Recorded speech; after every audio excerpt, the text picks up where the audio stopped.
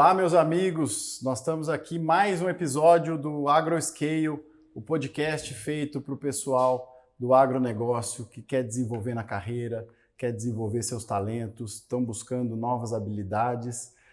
Aqui a gente vai contar histórias bem-sucedidas do pessoal que trilhou carreiras no agronegócio.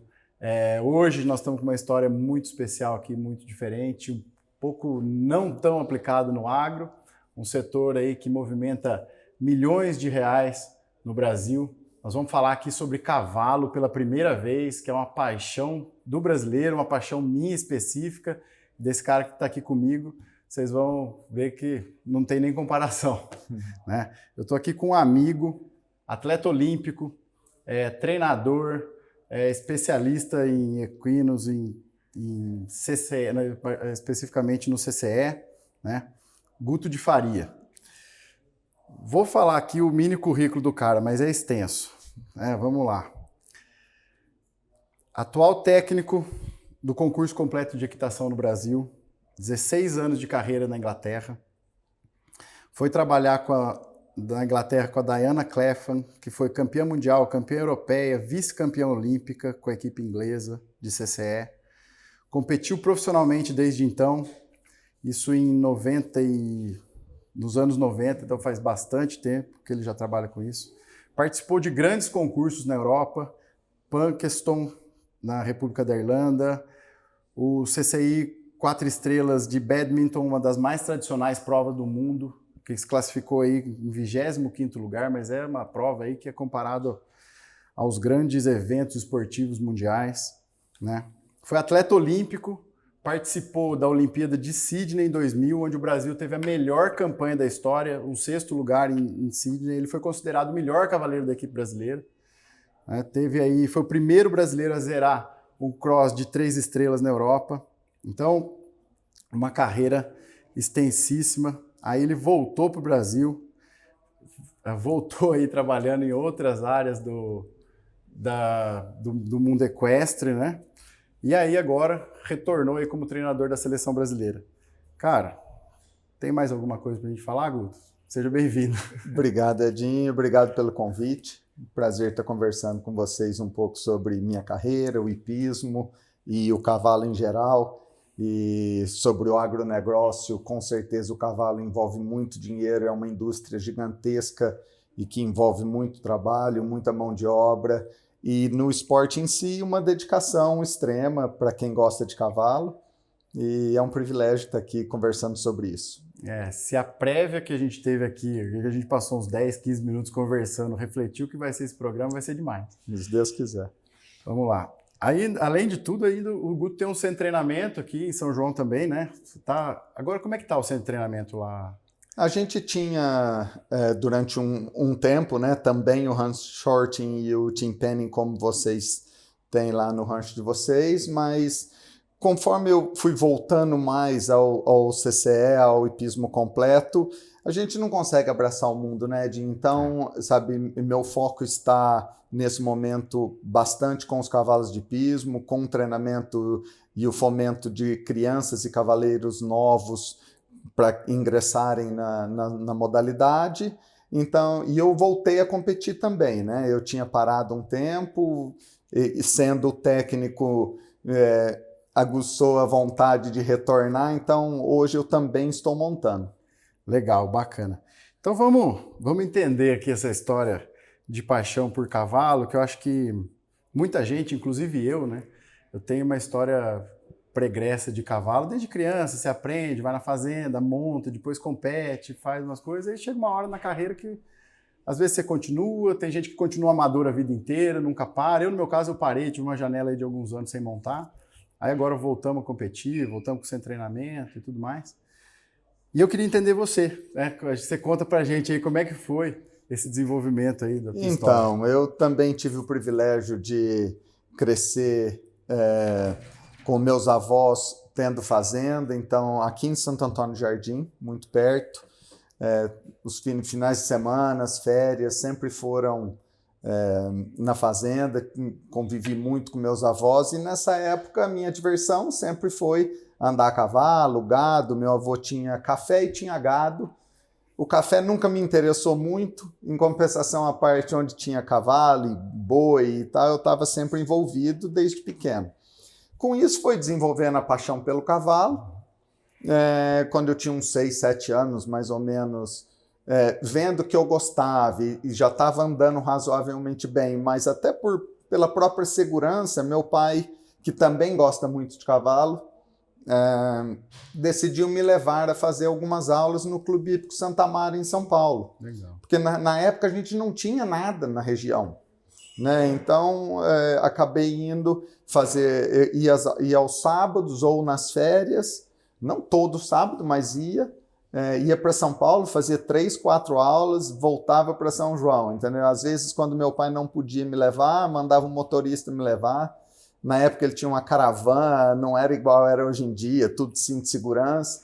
Eu ia deitadinho com o banco da caravana deitado, ia dormindo, voltava dormindo. E assim foi. O tempo foi passando, a gente conheceu o Tony Malta aqui de São João. Sim, amigo. Amigão nosso. E na época o Tony estava fazendo hipismo rural, era o início da ABIR no interior de São Paulo, com o hipismo rural. E a gente começou a estar sempre junto, ele amigo do meu pai, eu era bem mais novo, né? Mas ele me carregou para muitos lugares, me ensinou muito, é um cara que é meu amigo até hoje e que continua envolvido no cavalo, né? Incentiva muita gente, né? O Tony é um Demais. grande incentivador do cavalo aqui em São João. E daí a coisa foi surgindo, o hipismo rural, começou o CCE no Brasil mais para os civis, porque na época era muito militar ainda. Sim. Aí eu tenho um amigo de Ribeirão Preto que é um pouco mais velho que eu, já havia ido para a Inglaterra. Ele foi estudar inglês na Inglaterra, estava lendo uma revista de cavalo, viu o anúncio de uma escola, ligou na escola, foi lá para conhecer, não voltou mais para a aula de inglês, ficou na aula, e era um lugar fantástico. Por sorte, a nossa geração teve o privilégio de ter esse lugar, que não existe mais, infelizmente. E quando ele retornou, ele foi em 86 e 88. Eu ainda era pequeno, mas já começamos a programar e eu fui em 92, com 16 para 17 anos. Eu fui para ficar 6 meses, talvez 1 ano, como eu te contei, e a coisa acabou tendo um tempo mais longo. Acabei ficando de 11 para 12 anos na Inglaterra. Que bacana, bela história, né? E aí você vai para a Inglaterra, né? Já fica lá e fica treinando. E como é que foi esse trabalho? Assim, você falou que foi para estudar inglês, e de repente você já se vê treinando aí e já vislumbrando uma carreira profissional, a gente pode falar assim, né? Essa escola para onde eu fui era uma escola de equitação, onde a gente era interno, os alunos moravam lá dentro, tinha gente de vários países do mundo, um treinador muito conceituado, e como eu te disse, foi por sorte desse amigo achar mas a coisa acabou. E esse primeiro ano eu fui com meu pai pagando para eu ir, era uma escola, né? Mas no desenvolver daquele ano, o próprio Lars, que é o proprietário do local, que Deus o tenha, faleceu no fim do ano passado, viu que existia um interesse meu em ir além. Não sabia ainda se ia ser profissional, mas ir mais longe dentro do esporte. Certo. E no final daquele ano ele me ofereceu uma oportunidade de ficar por lá, trabalhar para ele durante o inverno, e que ele me ajudaria a arrumar um emprego. E assim aconteceu realmente. Fiquei lá mais uns 2, 3 meses, já não pagando mais, recebendo para trabalhar para ele. E ele me conseguiu o trabalho com a Tiny Clapham. Aí eu acho que está Diana, mas é o nome dela realmente, mas o apelido é Tiny. E aí eu fui trabalhar com a Tiny e fiquei muitos anos. Que bacana. Então conta pra gente aí como que foi esse trabalho aí, o que você fazia no dia a dia, né? Pra gente entender, que fala assim, vai montar cavalo, fica lá, é gostoso, arreia cavalo, monta o dia inteiro, mas não é bem assim, né? Não, gente, aqui a gente tem o privilégio Quando trabalha com cavalo, muitas das vezes a gente tem muita ajuda de mais algum profissional, né? O tratador, os auxiliares. Na Europa, a gente realmente rala. Põe a mão na massa de verdade, a mão de obra é muito mais escassa e cara. Então, sabe, chegou ao ponto de eu ter em casa 25 a 30 cavalos e era eu, minha esposa e mais 2 meninas que a gente tinha contratado, mas 25 cavalos e 4 pessoas trabalhando todos os dias, os cavalos se exercitando, indo para competições. É bastante trabalho no dia a dia, né? E você sabe que, além disso tudo, a gente, como brasileiro, a Inglaterra é um país maravilhoso, mas tem o frio, que não é bem o nosso costume, né? E não é esse frio que nós estamos tendo aqui, né? Nosso inverno de 28 graus. Não, é frio. É frio de verdade, muita chuva. Então, até você se acostumar, você acaba acostumando. Tá certo que as próprias roupas, tudo são apropriadas, né? Mas nós mesmos que limpamos cocheiras, limpa os cavalos, cuida dos cavalos, exercita, trabalha, dirige o caminhão, faz tudo. Não tem motorista, não tem quem limpa a cocheira, não tem quem faz por você. Você tem que fazer. Tem que fazer tudo e faz parte do aprendizado também, né? Faz total. Eu acho que escutando você falar e voltando um pouquinho atrás na minha história também, que a gente já foi para a fazenda, trabalhou e fez estágio e fez muita coisa no campo, você aprende como fazer para você chegar numa situação também e ter uma orientação para desenvolver o teu trabalho, né? Acho que isso é importante nesse... E esse contato mais próximo que você tem com o seu cavalo, falando já um pouquinho mais de cavalo de alta performance, você acaba notando algum raladinho, alguma casquinha, alguma coisinha que o cavalo não tinha no dia antes, que ele está tendo naquele dia. Então, é como um carro de alta performance, um carro de Fórmula 1, que o mecânico está sempre ali em cima, cuidando de pequenos detalhes. Uma coisa é um esporte ainda bem amador, outra coisa é um esporte de alto rendimento mesmo, que os animais têm que ser cuidados e zelados da mesma maneira que um carro de alta performance, um carro de Fórmula 1, porque é um conjunto, não é só o cavaleiro que tem que se preparar tecnicamente, fisicamente, mas o cavalo é parte fundamental dentro daquele conjunto, né? Então ele tem que estar tinindo. É uma coisa que você tocou, acho que é um ponto importante. Você fez até uma analogia aí com um carro de alta performance. E uma história interessante, que o Nelson Piquet, né, é um dos grandes pilotos brasileiros da história, tricampeão mundial de Fórmula 1, e ele tinha uma característica que ele entendia muito de mecânica. Então, muito dos resultados dele, muitas das conquistas dele foram desenvolvidos por ele mesmo, por observar o carro mais de perto. E no cavalo a gente nota isso de algumas maneiras, né? Os treinadores conhecem o dia a dia do animal, e eu nunca treinei um animal especificamente para uma competição de alta performance. A gente treina de maneira amadora, mas você não conhece essa sensação. Acho que isso faz diferença para você ir numa competição, falar assim, cego às vezes está num período estral diferente, está no cio, você já sabe, ou ele está com um machucado, acordou diferente. Faz total diferença, Edinho. Assim, é lógico que se seu cavalo não estiver realmente bem, de saúde naquele dia, a sua performance vai estar comprometida. Ou até mais do que isso, você tem a responsabilidade de naquele dia decidir, hoje não é dia, né? De retirá-lo da prova, sempre sabendo que existe outro dia. Né? Nos esportes equestres, eu acredito muito que a primeira coisa a ser cuidada é do cavalo. Nós sabemos por que estamos lá. Eles estão lá porque nós levamos. Então a gente tem que respeitar que aquele dia que ele não esteja bem, a gente vai ter que poupá-lo para um dia mais à frente, e que isso não vai impedir que ele tenha uma carreira promissora, né? Um dia de cada vez. E você falando agora, você falou que a gente sempre tem que lembrar que tem uma competição depois, né?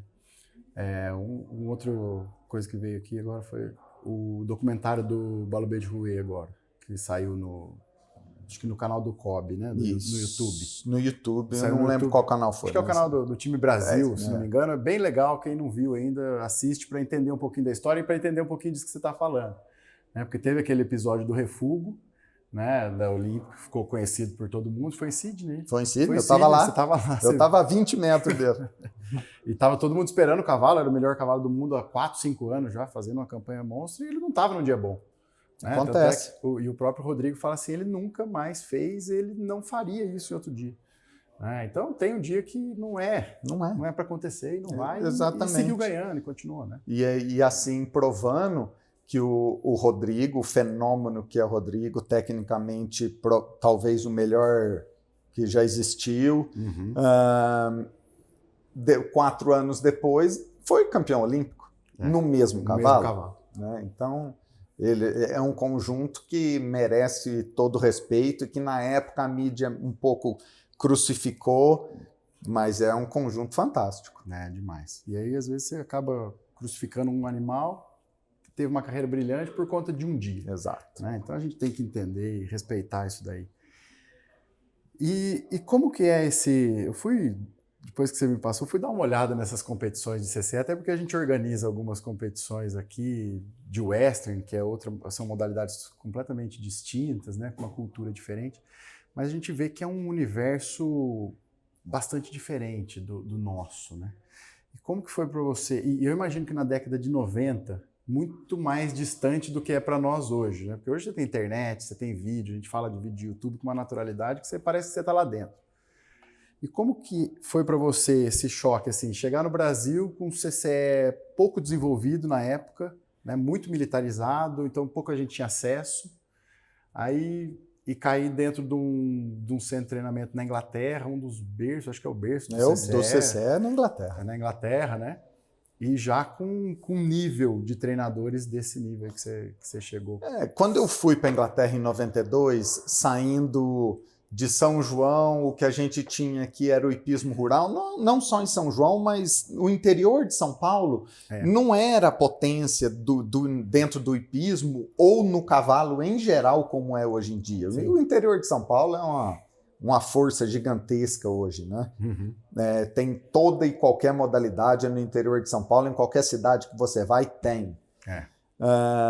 Então, assim, é claro, eu era muito novo, com 16 anos, indo para a Inglaterra, tudo era novidade, estava indo montar cavalo, estava fazendo o que gostava, estava me divertindo, mas é lógico, assim, eu já havia assistido vídeos das Olimpíadas de Los Angeles 84 e Seul 88, aí quando você chega lá, que você começa a ir nas competições, que aquelas pessoas que você estava vendo no vídeo, que você acha que nunca vai ser possível você encontrar, estão lá, são competidores, trabalham da maneira que eu estava dizendo, limpam cocheira, cuidam dos cavalos, são campeões olímpicos, campeões mundiais, mas que estão totalmente envolvidos no dia a dia do treinamento, do manejo e da rotina do rancho em geral, né? Que isso é uma coisa muito, muito importante, essa rotina dos animais, né?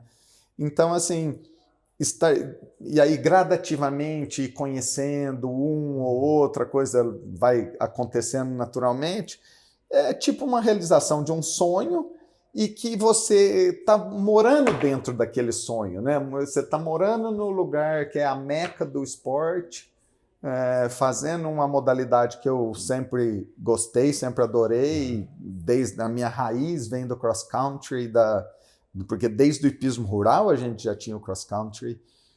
Então, assim, foi fácil passar esses anos todos na Inglaterra em relação a isso. Você está fazendo o que você curte, cara, o tempo passa muito depressa. Que legal. E eu queria que você explicasse para a gente, então, como é que foi essa trajetória aí, do seu início no esporte até você chegar a ser um atleta olímpico, mas antes, dá uma pinceladinha para a gente o que é o CCE, para balizar a galera, para todo mundo entender que não é uma prova só, né? Sim. É um pouquinho mais complexo. Sim, existem 3 modalidades olímpicas dentro da parte equestre. É o adestramento puro, o salto puro, que é o que o Rodrigo faz, que a gente estava falando agora mesmo, e o concurso completo de equitação, que hoje chamam de hipismo completo. Tá.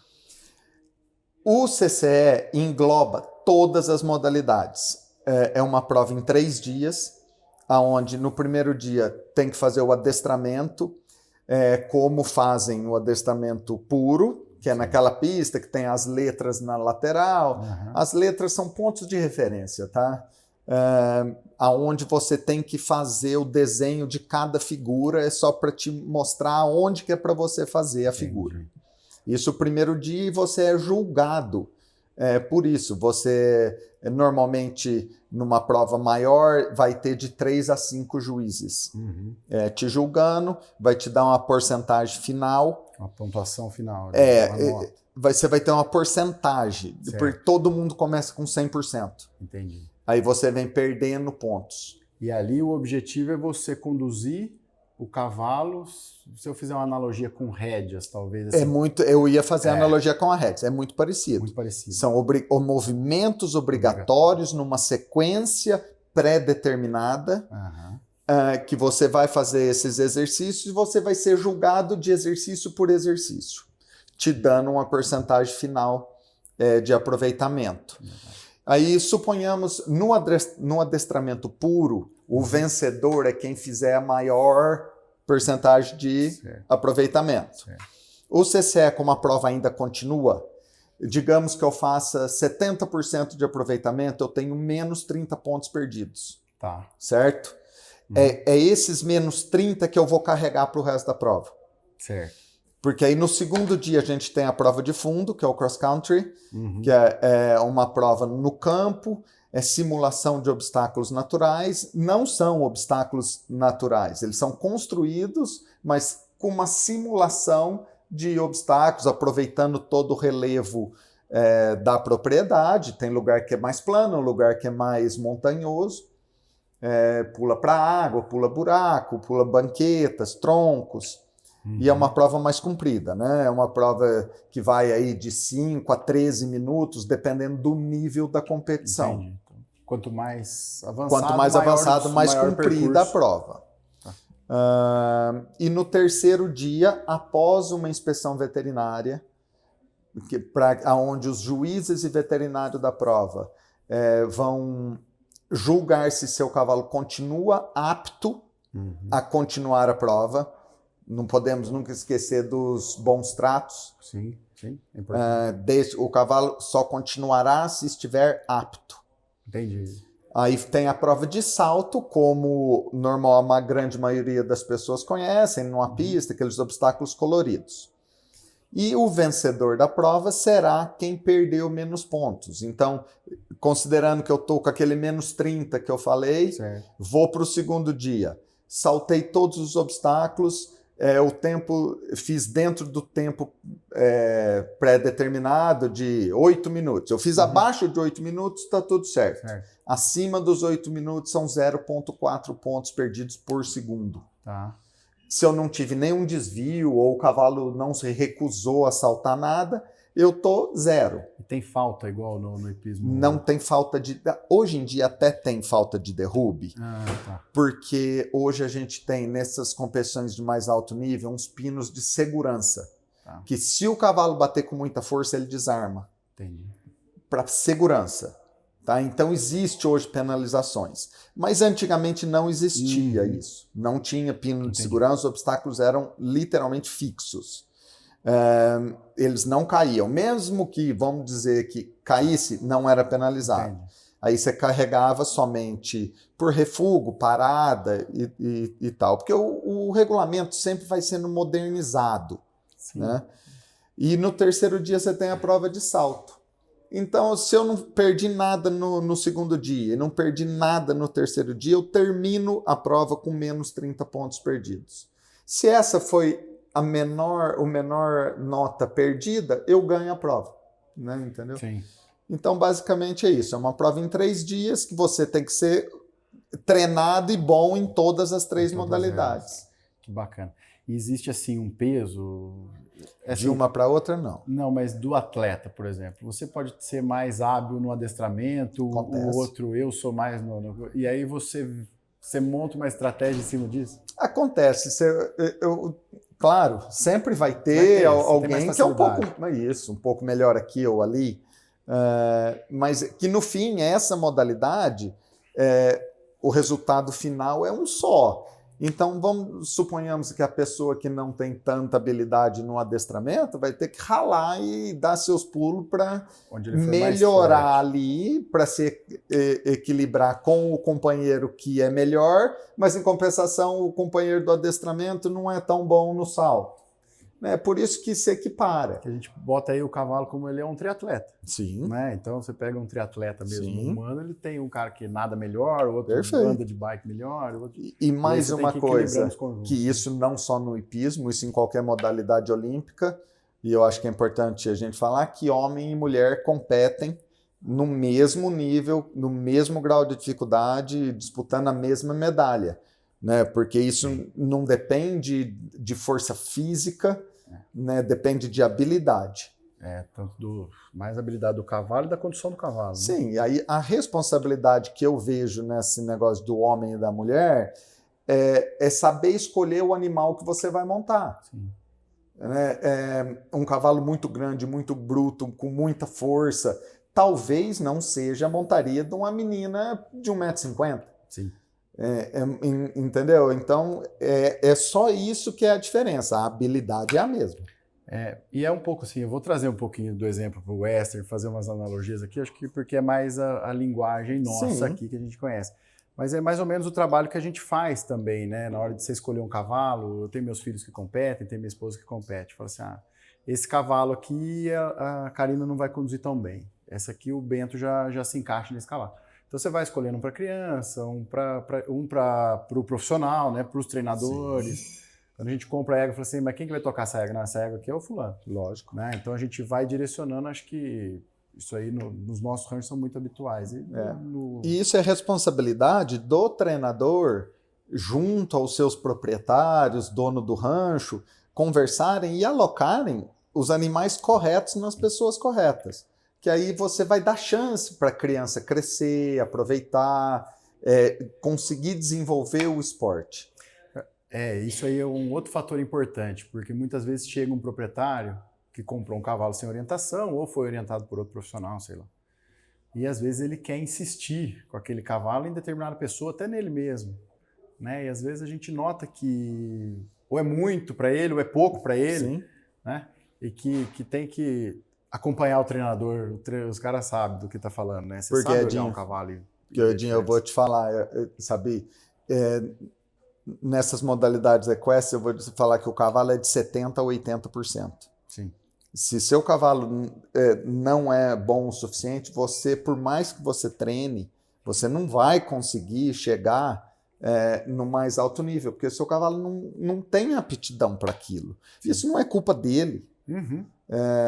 Ele pode talvez ser muito bom para outra coisa, mas naquela modalidade que você escolheu e que ele não então, ou você tem que passar para frente ou fazer outra modalidade, né? No hipismo completo, você trabalha com várias raças, né? E aí você consegue, dentro dessas raças, também definir linhagens? Total. Que para cada... Hoje em dia, a criação de cavalo no Brasil, os brasileiros de hipismo, que na verdade é a raça que se usa hoje dentro das modalidades de hipismo. Uhum. Hipismo pode abranger o adestramento, o hipismo completo e o salto. Tá. A criação está muito, muito bem desenvolvida, como o quarto de milha também. Uhum. Nós temos aqui no Brasil hoje as mesmas linhagens que o pessoal tem na Europa, com toda essa facilidade de importar matrizes, importar sêmen, Então, sabe, temos qualidade gigantesca em animais aqui no Brasil. O que precisamos hoje é continuar o trabalho e a melhoria de treinamento e competições para que a gente possa almejar alguma coisa fora do Brasil, se for o caso, né? Mas os cavalos usados hoje são os brasileiros de hipismo. Outras raças fazem? Lógico que fazem. Principalmente se a gente estiver falando de níveis um pouco mais baixos de competição. Sim. o lusitano faz, o quarto de milha faz, o puro sangue inglês faz, e outros, manga larga, qualquer um faz. É que conforme você for desenvolvendo dentro do esporte e quiser mais, aí a gente já precisa começar a trocar o motor. Sim. Né? Que aí já não tem mais a capacidade.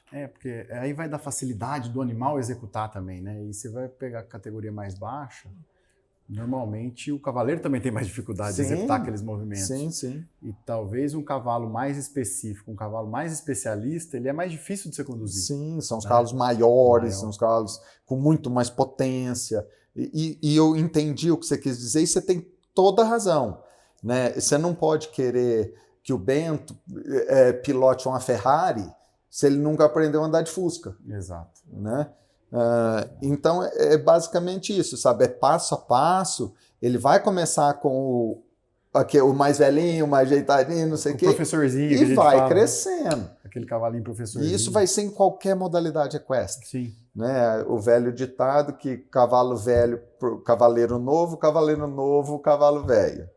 Né? Então, acho que isso foi bem interessante assim, a gente citar, porque a gente...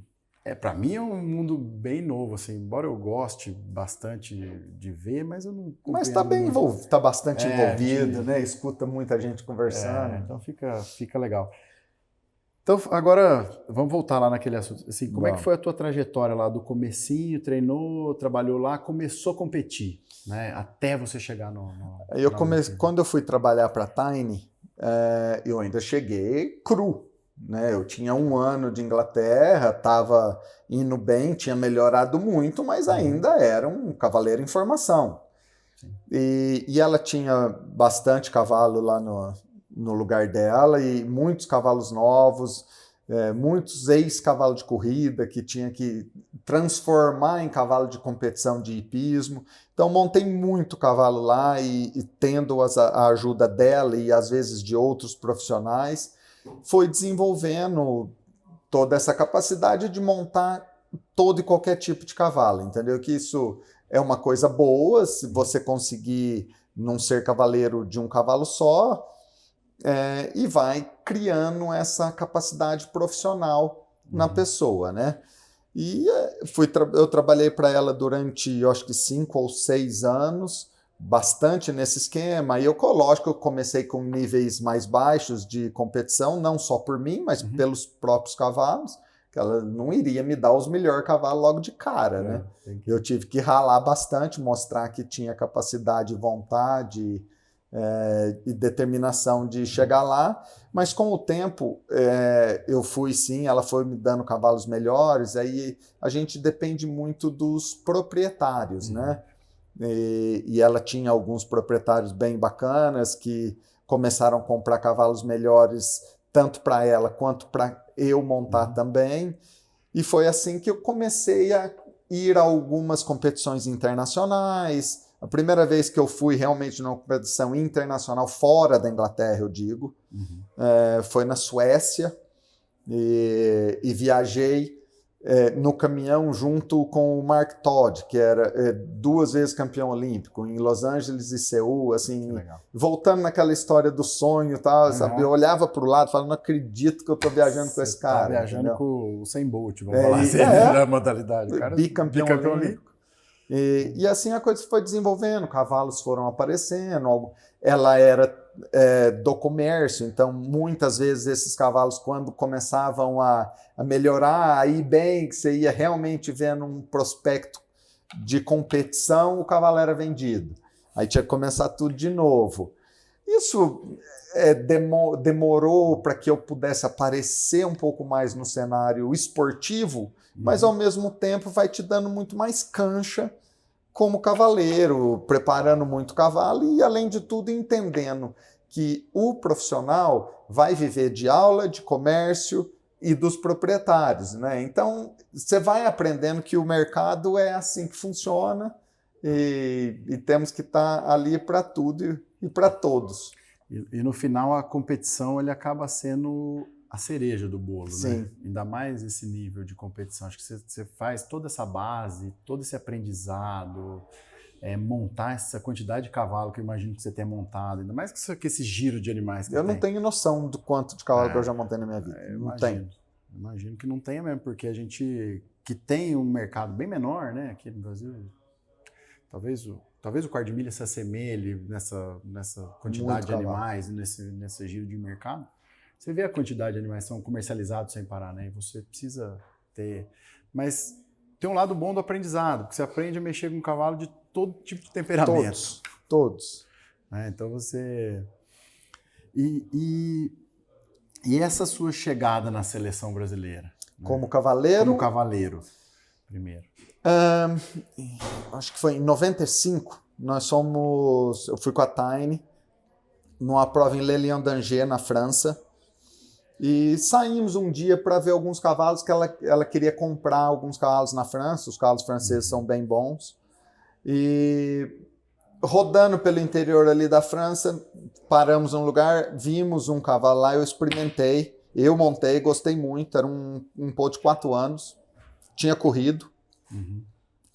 E ela só observou, ela não montou, eu montei, ela perguntou o que eu tinha achado. Eu tinha gostado, ela comprou. Levamos embora para a Inglaterra, isso em 95. E aí começamos a trabalhar. O início desse cavalo fui eu que fui fazendo. E eu trabalhei para ela até 98. Em 98, quando eu saí, ela deu continuidade nesse cavalo, que tinha sido comprado para ser um cavalo de comércio. Tá. Certo? E um cavalo fantástico, saltador, muito bom. Só que não passava no exame de compra, no exame veterinário. Tá. Então ele foi ficando. Só que não mancava. Um negocinho. Ele tinha alguma coisinha que eu não me recordo muito bem o que é, mas ele tinha alguma coisinha que não passava lá nos raios-x. Tá, no vet check. Nos vet check. E então ele foi ficando, mas nunca teve problema. Foi ficando, foi trabalhando, foi desenvolvendo. Aí ela também, já ficando mais velha, o cavalo subindo de nível, e ela não queria continuar competindo em alto nível. Ela um dia me ligou e falou: Guti, você não quer voltar a montar o cavalo e tal? E eu morava perto dela. Falei: lógico, quero sim. Então em 99 eu retomei as rédeas desse cavalo novamente, e o cavalo estava voando cara, e a gente encaixou. O cavalo estava mais pronto, eu estava mais pronto. E nisso já começou as conversas de qualificar para a Olimpíada de Sydney. Porque para você ir a uma Olimpíada, você precisa do índice olímpico. Sim. Né? E que cada vez está ficando mais difícil. Na minha época não era difícil como era hoje, mas mesmo assim você tinha que fazer 3, 4 competições de altíssimo nível para que você pudesse chegar. E em 99, começo de 2000, todo esse trabalho, essa qualificação foi acontecendo até Punchestown, que você mencionou aí, na Irlanda, e que foi uma prova que a Confederação Brasileira mandou o diretor de CCE lá observar, o Coronel Franco Pontes, e eu fui muito bem na prova, o cavalo voou. E com isso, sabe, você vê, de um cavalo que a gente comprou 6 anos, 5 anos antes, a coisa gradativamente foi sendo produzida, e acabou que esse cavalo veio para mim em função de não passar nos exames de vet check, e é um cavalo que nunca teve nenhum problema e era um fenômeno, principalmente na parte do cross country. Sabe, é um cavalo fantástico, saltava muito, muito valente, meio complicado na parte de adestramento, mas é um cavalo que eu fui para a Olimpíada, fui para Badminton, fui para diversos internacionais nesse cavalo, e quando eu retornei ao Brasil em 2003, esse cavalo ainda foi com o italiano para a Olimpíada de Atenas. Olha só. Daí ele foi de novo. Ele voltou. Né? Que bacana. Então foi assim que essa chegada em 96 eu já estava montando alguns cavalos para um japonês que tinha cavalo com a gente lá na Tiny, que a Tiny treinava ele. E ainda surgiu a possibilidade de talvez eu tentar alguma coisa para Atlanta. Mas aí, como o cavalo na verdade era para o TAC, para o japonês e tal, Não deu certo, mas mesmo assim tive a oportunidade de saltar os cavalos dele em grandes campeonatos. E era uma delícia, que ele só tinha máquina. Né? Então, e eu ajudei, amigo meu até hoje, tive com ele no final do ano. Então foi assim que eu cheguei na Olimpíada. Legal, que trajetória bacana, né, cara? A história assim a gente não imagina, Não né? sabe, né? Não sabe, e a gente tem pouca referência, né? Porque até na época da própria Olimpíada, a gente não tava... Bom, se bem que Sydney estava muito... O foco do hipismo estava muito no Rodrigo e com o Balubê, né? Tava. Mas eu lembro de algumas coisas assim, da gente ver algumas notícias, mas nada... A gente não sabe o backstage desse negócio, né? Como é que chega, como é que você chega nesse nível. A gente entender que os atletas olímpicos de competição de hipismo, eles têm um trabalho de base dentro de casa, né? Que você acabou de falar. Os caras limpam a cocheira, dirige caminhão, trator e tal, Tudo. e vai lá e monta alinhado, e os caras, você acha que a gente tem muita referência de outros esportes, né? Dos superstars, né? Do esporte. E ganha uma medalha de ouro no domingo de tarde, segunda-feira de manhã tá limpando cocheira. Porque cavalo não para, você sabe. Né? Não tem dia. Não tem. Né? Animal a gente não tem dia, trabalha de segunda a segunda e com muita dedicação. Acho que isso que faz também ser tão satisfatório esses resultados, né? Com certeza. Acho que isso conta muito, né, nesse momento. E você fala aqui eu queria tocar num ponto antes, assim, você treinou no Brasil muito, muito jovem, depois foi para a Inglaterra, onde você se desenvolveu. A gente vê muita diferença, tanto no desenvolvimento do esporte, de maneira geral, mas na cultura que se trabalha com cavalo, né? Para você, assim, quais são os principais pontos que a Europa se preocupa com o cavalo? Seja em qualquer... Aí você vai ter a sua modalidade lá, aqui você tem mais... Acho que você tem uma diversidade maior de modalidades aqui para comparar. Mas um ponto básico, assim, que você fala assim, cara, os europeus fazem isso muito diferente, eles são muito atentos a isso, e é um negócio que você traz no seu trabalho até hoje. Eu acho que é a equitação básica. E esse contato verdadeiro com o cavalo, sabe? E a equitação básica que eu quero dizer é a formação dos nossos cavaleiros. Sabe? Uma coisa é a criança que aprende a andar a cavalo na fazenda, que não cai do cavalo. Sim. Tudo bem, mas isso não é equitação. Sim. E o que eles fazem na Europa, na grande maioria, mas vou citar tanto a Inglaterra quanto a Alemanha, todas as escolas de equitação é o mesmo programa. Sabe? Não é nego inventando uma coisa ali e outro fazendo outra coisa ali. É o Pony Club fazendo a molecadinha ir trabalhando e aprendendo e limpando tralha, desmonta a cabeçada, monta a cabeçada, sela poninho, lava poninho e limpa casco. E ensina a fazer trote sentado, ensina a fazer calcanhar para baixo, ensina, sabe? Toda aquela trajetória mesmo da formação lá de trás até fazer essa coisa se tornar automática, que a gente não tem aqui. O trabalho de base. E o trabalho realmente de base, que a gente não tem aqui no Brasil, entendeu? E isso é uma coisa que eu tento, é lógico, Jim, que a gente tem que rebolar um pouquinho. Sim, não dá para ser... Porque não pode ser tão rígido como eles são lá, porque a gente, no fim da história, a gente precisa segurar o cliente. Sim. Então você acaba que você permite uma criança saltar muito antes do que ela está pronta, vocês permitem alguém ir no boi lá no ranchor muito antes do que está pronto, mas faz parte da nossa cultura e não tem também nada de errado com isso.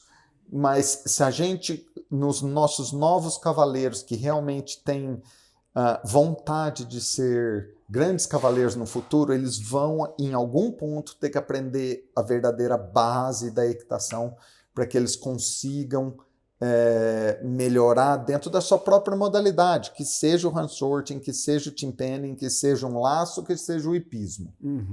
Sabe? A equitação básica vai servir para qualquer um deles. Ele tem que aprender o equilíbrio básico ali, né? Porque às vezes você está mal posicionado no cavalo, você prejudica o próprio... O próprio cavalo não consegue fazer um movimento porque você não está bem montado. Você não está bem montado. Eu vejo muito isso em mim mesmo, né? Às vezes você erra o movimento, o cavalo erra, ele não cerca o boi do jeito que tem que cercar. Na hora que você vai perceber, o que você vê um filme, o que alguém fala assim, mas você baixou a mão, você pendeu o corpo para frente. porque a gente não tem essa postura, né? Não é um Perfeito. negócio automático. É. Né? E que tem que se tornar automático. Tem que se tornar automático. Né? Que bacana, que joia. Então isso é bem interessante aí. E aí, me conta aí como é que é o bastidor, acho que todo mundo fica curioso, né, pra gente entender como é que é esse ambiente olímpico, como é que é estar lá com esses caras, como é que é participar dessa competição, Cara, é diferente mesmo das outras? Estar na Olimpíada, quando... Eu vou falar de mim, certo? Mas eu morava na Inglaterra, já estava lá há 8 anos, competindo no meio de todo mundo. Nessa época já conhecia os grandes cavaleiros, os nomes, os favoritos a ganhar a Olimpíada, eu já eram meus amigos, então, sabe, a convivência era bacana, assim. Mas você vai para lá tão focado, que eu vou te falar, se você fizer muita... Eu fiquei, eu acho que 1 mês e meio na Austrália. Uhum. Eu mal lembro. Eu lembro dos cavalos, das cocheiras, da competição, sabe? Porque você tá... Cada um tem sua maneira de concentrar. E a minha não é desligar, é ficar sozinho, nada disso. Mas eu vou gradativamente focando num objetivo e é aquilo ali, é aquilo ali, é aquilo ali. E meio que desligando do que está acontecendo ao meu redor. Mas assim, uma cerimônia de abertura é fantástica, é uma coisa linda. Eu lembro de pensar, nossa, esse jogador de futebol tem isso aqui 2 vezes por semana. Um estádio cheio, show, aquelas coisas. Muito legal. A Vila Olímpica, o legal é que você está vendo todo aquele povo que você só vê na televisão. Sim. Tanto do Brasil quanto estrangeiros, né? Gente que não faz parte do seu meio, né? Nas competições equestres eu nunca ia ver o Usain Bolt, por exemplo. Jamais. Não que eu tenha visto ele, que ele é bem mais novo. Ele é mais novo. Mas teve outros. Mas então na Vila você tá lá e um dia eu jantei com o Vanderlei Luxemburgo, tá na minha frente, com toda a seleção olímpica, que eles ficaram em outro lugar, mas foram jantar um dia na Vila Olímpica e estavam lá, e por coincidência. Sim. Chegamos, estava lá, sentaram, bate-papo, e a convivência dentro da Vila é uma coisa muito legal. Você pensar, porque é tudo gente muito jovem na grande maioria, é uma grande festa, mas uma grande festa séria. Porque tá todo mundo focado pro resultado da vida, né? A competição da vida de muita gente ali, né? Eu acho que de todo mundo. E a coisa começa a ficar mais divertida conforme vai chegando no final. Porque o nego já fez o que tinha que fazer. Aí sim, vão para as baladas, vão brincar, mas no início até então a coisa é muito bem focada mesmo, a organização. A Austrália fez uma Olimpíada fantástica, extremamente organizada, um clima maravilhoso, parece o Brasil. Né? Então, Sydney, se não me engano, é a mesma latitude de Porto Alegre. Porto Alegre, exatamente. Então, tanto é que quando a gente chegou, estava frio. Aí, com o passar de poucas semanas, já estava calor. O dia da competição estava calor. E aí já virou verão. Uma preparação diferente. E aí tem também, né? Igual, imagino que seja igual o humano. Você faz uma preparação na Inglaterra, clima úmido e frio. Aí você vai para a Austrália, por isso desse tempo de 1 mês e meio antes com os animais, com vocês mesmos, né? Sim, e o fuso e tudo mais, né? É um deserto. É que a gente estava na beira do mar, né? Mas ali é um frio mais seco e um calor depois escaldante também, né? Escaldante. E dizem os estudos, os especialistas aí, que com o cavalo, em grandes viagens como essa, ou você chega muito em cima da hora, ou muito com antecedência. Para que tenha esse período de adaptação. Ou não é para adaptar, porque ele já chega, ele já acostumado, já assusta e já vai já embora. Chega e vai, tá. Ou tem que ter um tempo de adaptação. Né? E esse trabalho foi um trabalho específico? O que mais de auxílio assim, vocês tinham? Outros profissionais, veterinário, alguma coisa assim para ajudar? Ou é muito da expertise dos cavaleiros também? Mas todo mundo tem treinador, né? Todo mundo tem treinador. Todo mundo morava lá, eu trabalhava com a Tiny, tinha um treinador específico de adestramento, um treinador específico de salto. Aí o cavalo tem que fazer o preparo físico dele todo, né? Porque Agora que a gente está falando de Olimpíada, na Olimpíada de Sydney, o cross foram 13 minutos de cross. 13 minutos de cross é muito chão.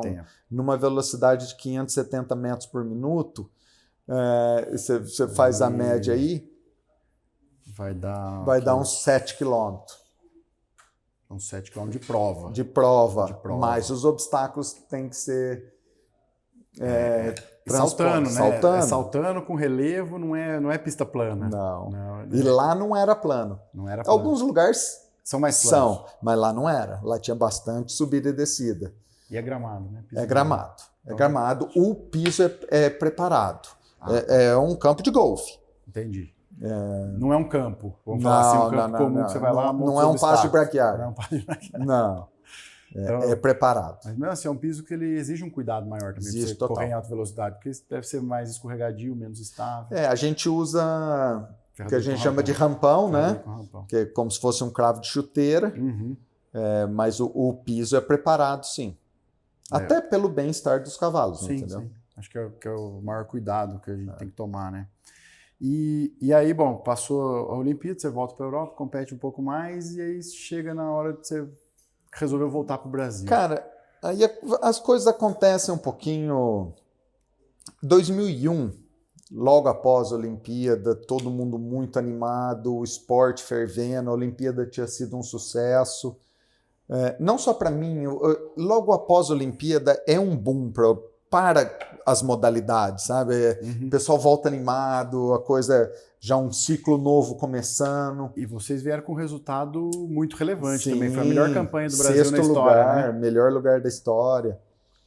Só que aí estourou na Europa a febre aftosa. Que aí volta um pouco do que o seu podcast sobre agro. A gente vive, o cavaleiro profissional vive de proprietários. Na grande maioria dos proprietários de cavalo, vem da onde? Do agro. Quando a febre aftosa na Inglaterra estourou, porque eles não vacinavam, e queimaram o rebanho praticamente todo na Inglaterra, não sei quantos milhões de cabeça. Era fumaça, o país era uma fumaça. A gente começou, não só nós, todos, começamos a perder muitos cavalos. Tá. O nego leva para casa, corta custo, não tinha prova. Vende cavalo, diminui rebanho, entendeu? Coisa que a gente conhece. A coisa foi bem arrochada. Naquele ano já começou a bambear. Nós viemos para o Brasil no final daquele ano. Eu, a Rachel. 2001. Conversamos um pouco, tivemos uma ideia e tal, mas, ao mesmo tempo, eu ainda tinha muitos compromissos na Inglaterra, proprietários, tinha o manejo, né? Tinha o rancho, então não tinha como estralar o dedo e falar, vou ficar no Brasil. E eu tinha badminton programado. Tá, né? Ainda já estava... Que era uma prova que eu queria fazer, mas já pensando em voltar. Certo.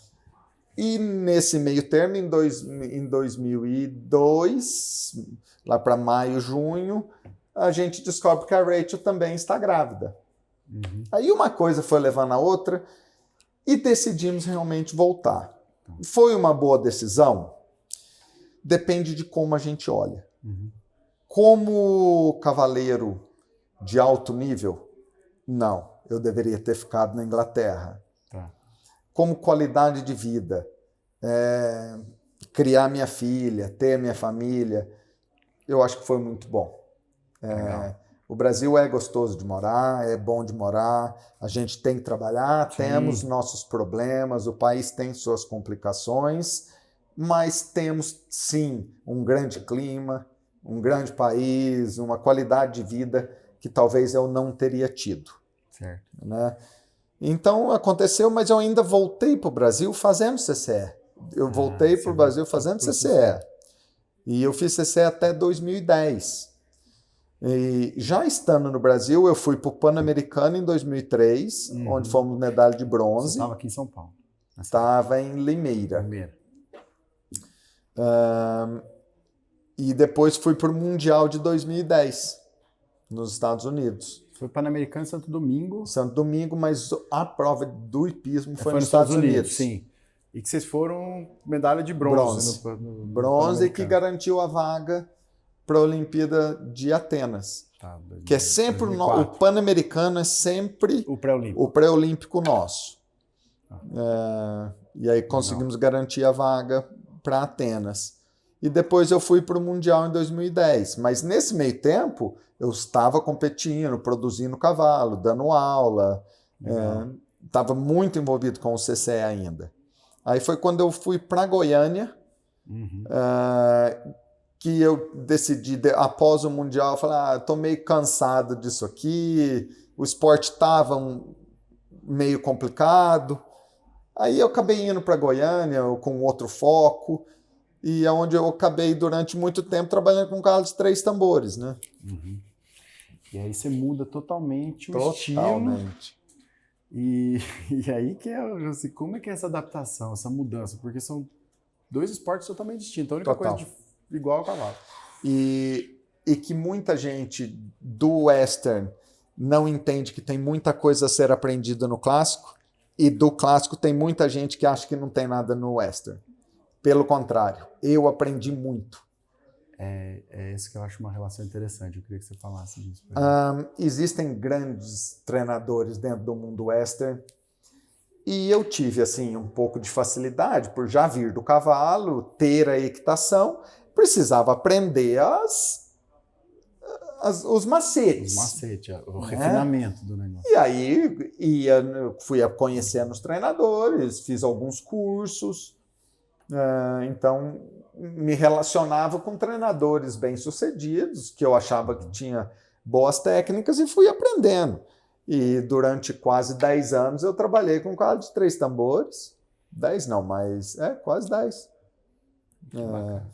Com cavalo de 3 tambores, para amadores, crianças, amadores. Eu mesmo corri pouco. Meu trabalho era mais de treinamento. De treinamento mesmo. E acompanhei o 3 tambores durante muito tempo. Minha filha correu bastante, né? E seguimos os circuitos ao redor do Goiás. Vinha muito para Avaré nas provas. Na época era Avaré. Lá, né? Legal. E foi uma época muito boa e de muito aprendizado. E que eu aproveito até hoje, Edinho. Imagina, assim, fala vou abrir a sua caixa de ferramenta aqui agora, mas fala assim, um ponto que você fala assim, ninguém dá importância nisso aqui, mas que as duas modalidades se encontram ali. Vamos se tem algum cara, é difícil te pôr o dedo em uma coisa só, porque as expressões, a maneira que no western o cara fala uma coisa, no clássico ele fala de outra maneira, mas que eles querem dizer a mesma coisa. E na prática é a mesma coisa. Mantém a paleta em pé, mantém seu cavalo em pé, sabe, arredonda ele na costela, que é mais no meio mais western, né? Mas é quase a mesma jeito de se expressar, mas é a espádua, não é a paleta, entendeu? São só denominações. Linguagens diferentes. Né? Legal, bacana. E aí, depois de todo esse tempo no western, você volta para a seleção brasileira. Sim, aí eu treinador. Quando eu voltei para São João, né? E por coincidência, nada a ver com E aí eu recebo um telefonema do Rafael Cristianini, que é o diretor de CCE até hoje, se eu não estaria interessado em fazer parte, que era uma nova diretoria que estava entrando. E eu fiquei um pouco sem saber o que fazer no começo. Eu não tinha certeza se era o que eu queria. Mas falei, vou experimentar. Aí comecei, trabalhei com o João Aragão um tempo, eles eram diretores juntos, e isso foi comecinho de 22. E a coisa foi desenvolvendo, eu fui curtindo, o pessoal foi curtindo, eu fui aprendendo a ser um melhor professor, porque ser professor também não é fácil, cara, porque às vezes você sabe, mas a maneira como você passa, se você consegue se fazer entendido, né? E a clareza com que você consegue fazer seu aluno entregar aquilo que você está pedindo. Claro que a gente tem que estar trabalhando nisso todo dia, e principalmente que nesse último ano ou 2 eu tenho trabalhado com muita criança, muito cavaleiro novo. Então, é ensinar a base realmente para que depois você possa progredir. Eu sempre digo que é uma construção, sabe, você não começa uma casa pelo telhado. Jamais. Você tem que fazer o alicerce, você tem que subir paredes para que você consiga. Falei, e isso, sabe, tem me dado muito prazer em fazer, estou curtindo essa parte de treinador, e foi um período de bastante sucesso. Naquele ano fomos para o Sul-Americano, que era a seletiva para o PAN. O Pan-Americano. Aí fomos medalha de ouro por equipe, medalha de ouro individual. E que aí conseguiu aí para o PAN no outro ano em 23, e agora a Olimpíada, né? Então foi um trabalho progressivo, com bastante aprimoramento, melhorias. O pessoal melhorou bastante, acreditaram na metodologia, no que eu penso. Então a coisa deu certo, foi bom. Legal. E eu acho que tem uma diferença aí, né, entre você ser treinador de cavalo e você ser treinador de uma equipe de competição com cavalo. Porque aí você tem o teu trabalho que você faz com o cavalo, pode ser para você ou para um cliente ou para um aluno dentro do centro de treinamento, que vai lá para a competição e compete. E aí você tem um trabalho que você tem uma programação em cima da equipe, né? Como é que é isso? Quando essa você trabalha diferença, com assim? equipe desse nível, é mais difícil, mas é mais fácil. É mais fácil porque você está lidando com cavaleiros de alta qualidade, alta performance, que também já têm uma vivência, sabem o que estão fazendo, e que talvez a gente tenha que direcionar da maneira que você tenha coerência numa escolha de uma equipe. Então eu acredito que eles têm que ter um pouco de confronto um com o outro em alguma competição, para que você tenha até comparação. Sim. Mas eles sabem o que estão fazendo, e os treinamentos, alguns deles, ou a grande maioria, têm seus próprios treinadores. Aí o meu trabalho é comunicar com o treinador e com o cavaleiro, certo? Porque eu não sou eu que estou lá no dia a dia. Eu vou lá somente para passar uma graxa e dar uma polida. Entendi. É só uma ajuda. Quem está fazendo o trabalho mesmo é o cavaleiro e o treinador. O trabalho do dia a dia é feito no centro de treinamento que eles estão. Deles lá, entendeu? E aí você vem assim... Eu acompanho uma vez por mês. Fazer um gerenciamento da estratégia daquela competição, para você criar um ambiente ali para que eles possam desenvolver o que é o objetivo. Focar qual prova realmente é importante. Essa eu quero ver se é um resultado. Essa prova vamos usar como treinamento, que isso é muito importante. Você não consegue manter um cavalo em alta performance o tempo inteiro, é igual qualquer atleta. Sim. Você tem que ter um foco onde você cresce para ele, e depois você tem que permitir que esse cavalo abaixe de nível físico. Não é técnico. Para não exigir 100% também. Não existe manter 100%, não consegue. O tempo inteiro. Entendeu? E aí a gente tem um negócio que eu acho interessante, que a gente observa muitas vezes, a quantidade de animais que tem uma longevidade cada vez menor. Talvez porque não tenha sido respeitado essa fisiologia, assim, qual que é o meu objetivo? Meu objetivo é a competição X. Então nós vamos dar o esforço até lá, depois abandono. Mas aí o cara ganha a primeira, ele já quer ganhar a segunda, ele quer ganhar a terceira, e aí mantém isso daí. Isso acontece, são ramos do comércio. Sim. Certo? No cavalo de hipismo, começa-se as categorias no cavalo com 4 anos, que seria o Potro Futuro, né? Mas que, na verdade, principalmente por cavalo de hipismo, que é um cavalo bem maior, é um molecão desengonçado, ele vai demorar mais tempo para amadurecer, para se fortalecer. O cavalo de 4 anos é muito novo. Muito novo. É para fazer o básico do básico com um cavalo de 4 anos. E aí, gradativamente, você vai construindo, por isso da longevidade não ser tão grande, mas os criadores querem que a coisa aconteça. Quer resultado. Querem que a coisa aconteça e quer o resultado.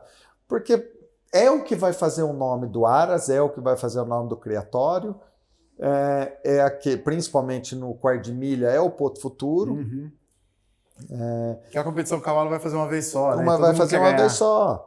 Né? Mas aí é muito difícil aquele cavalo que consegue ganhar o Porto Futuro e continuar ganhando. É difícil. Manter. Não estou dizendo que não vai existir, mas é difícil. Tem que ser um trabalho muito consciente, eu acho, de proprietário e treinador. E não é todo mundo que tem essa consciência, né? Porque o treinador muitas vezes vive de resultado. Sim, com certeza. E o proprietário quer ver o resultado, né? Acontecer do seu próprio animal. E dentro do hipismo, o cavalo de hipismo ele demora muito a ser produzido, Edinho.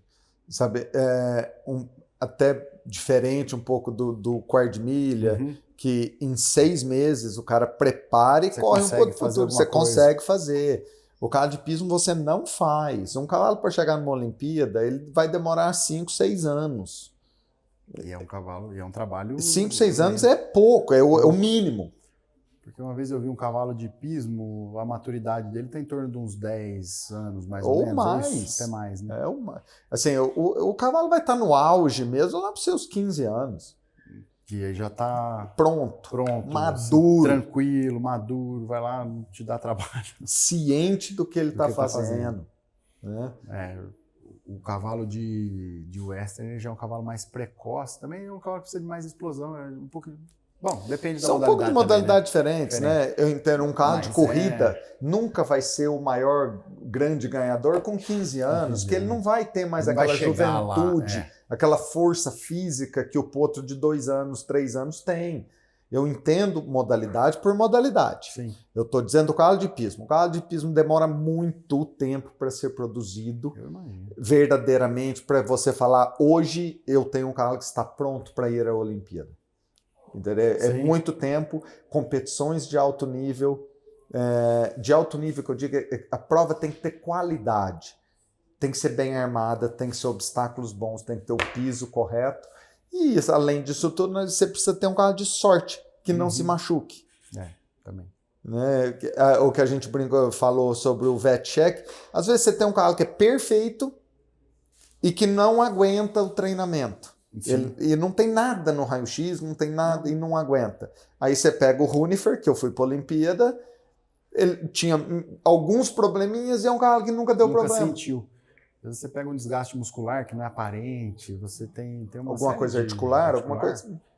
Então, isso é interessante, né? Porque hoje em dia assim, é mais difícil você ver um cavalo, um quarto de milha mais longevo numa prova. Antigamente no tambor você via cavalo de 11 anos, 10 anos. Hoje é mais difícil você chegar com o cavalo nesse... Ganhando você não vê. Ganhando você não vê mais, não. Mas aí o tambor é um pouco diferente por causa dessa explosão, né? Até mais parecido com corrida. É mais parecido com corrida. E tal. Mas bacana, Guto. Puxa, cara, nós estamos aqui mais de 1 hora conversando. O papo de cavalo vai ficar aqui até de noite, né? O papo tá bom. Mas eu vou te agradecer aí demais da tua presença. Foi um papo muito esclarecedor, trazer uma carreira brilhante, parabenizar você por tudo que você construiu. E vamos... Durante a nossa entrevista aqui, surgiu um monte de coisa aqui para a gente fazer junto. Dá para a gente pensar em coisa aí para a gente não parar por aqui.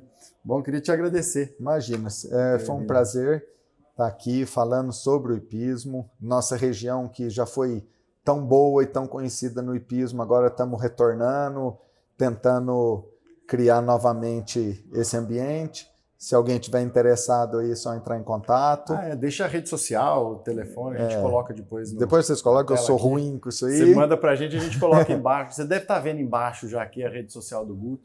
Mas foi um prazer, Edinho. Muito bom estar com você. Legal, foi um prazer grande ter você aqui. Para você que nos acompanhou aí, mais um episódio. Vem muita história boa por aí. Compartilha com seus amigos, segue a gente aí no Spotify, no YouTube, nas nossas redes sociais, que vai vir muita informação boa ainda por aí. Um grande abraço e até o próximo.